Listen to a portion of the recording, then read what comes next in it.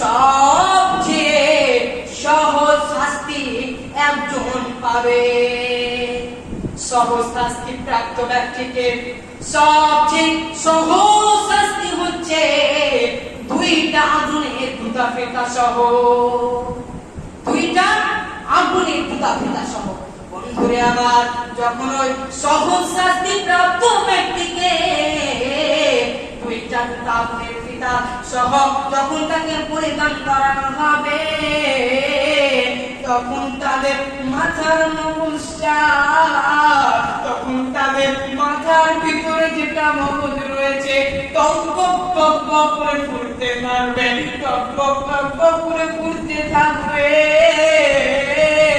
এবং তাদের চোখের ভিতর দিয়ে, এবং তাদের কানের ভিতর দিয়ে, এবং তাদের নাকের ভিতর দিয়ে টস টস টস টস করে পড়তে থাকবে তাদের মাথার মগজগুলা। বন্ধুরে আমার, সবচেয়ে সহজ শাস্তি, সবচেয়ে সহজ শাস্তিটা এতটাই কঠিন হয়, তবে তো আরো তো বড় শাস্তি রয়েছে।